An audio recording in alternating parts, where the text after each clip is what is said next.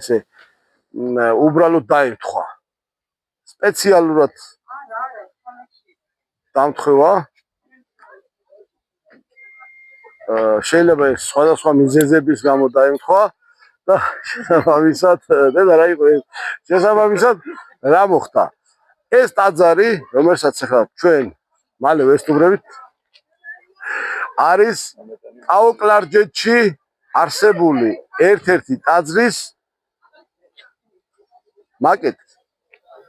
ტაო-კლარჯეთში არსებული ტაძარი იყო ბანას ტაძარი, მრგვალი ტაძარი და აი მისი ასლი არის.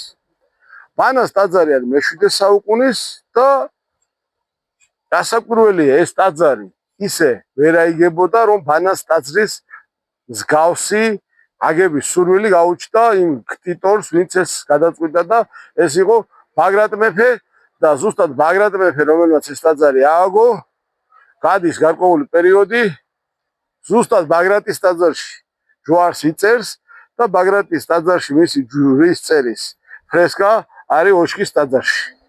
აი ნახეთ. ასევე ტაო-კლარჯეთის ტაძრის მსგავსი მაკეტი არის ნიკორწმინდა. ტაო-კლარჯეთში ტაძარი, რომლის მაკეტი აიღეს ნიკორწმინდის მშენებლობაში, ეს არის ტბეთის ღვთისმშობლის სახელობის ტაძარი. ანუ ესეთი დამთხოვა ეს ჩვეულებრივი არ არის. ანუ ესიც ისიც ერთმა მეფემ ერთ პერიოდში ააგო, ეს ტაძარიც იყო ტაო-კლარჯეთის ძეგლის ანალოგი, ის ტაძარიც იყო ტაო-კლარჯეთის ძეგლის ანალოგი. სამწუხაროდ, მარტო ეს არ იყო დამთხოვები. სამწუხაროდ სიტყვას ვამბობ, 1991 წელს აი გადავჭით. 29 აპრილს 13 საათზე და 13 წუთზე ეს ის პერიოდია, როცა ორშაბათი დღე იყო, მე აქ ვიყავი მაშინ ჯიათურაში, როცა ჯერ კიდევ ეკლესიაში ძალიან ცოტა მრევლი დადის და მესამთლე ჩვეულებრივად ეკლესიებში არის. ამ ტაძრის გუმბათის დაახლოებით 40% მიწისძვრა ისე დაარყია, ესე რომ ვთქვათ, გუმბათი ჩამოინგრა.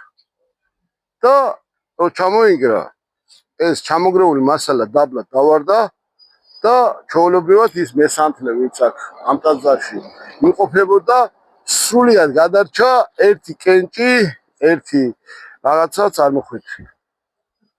ელა ავიდეთ ზევით.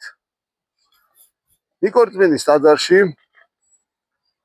გვარად ყობახიძე მესამთლე, კარგი ქალბატონი იყო, მე ხშირად ნახულობდი ხოლმე, ჩვეულებრივად ყიდდა სანთელს იმ დღესაც ორშაბათს, როგორც ვიქრა, იგივე დღეს, არავინ არ შემოვიდა, მაგრამ მე ვიყავიო და ის ქალბატონი სადღაც 1 წელი გარდაიცვალა, ხშირად ბევრ რაღაცებს ვიყავდა ხოლმე, მთლიანად ნიკორწმინდის ტაძრის გუმბათი გაიხსნა, ჩამოიშალა, მთელი ეს იქ კარგად იყო ფრესკა შემორჩენილი, ბევრად უფრო გადარჩენილი იყო. ერთ დღეს, ერთ წამს, აქ რაც მოხდა იგივე 91-ში 29 აპრილს და იმასაც არაფერი არ დამართ.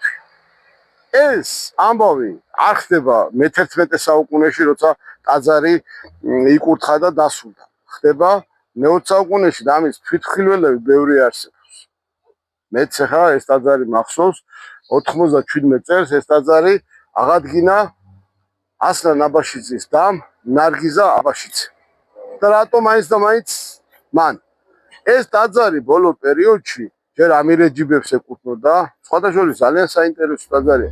ამ ტაძრის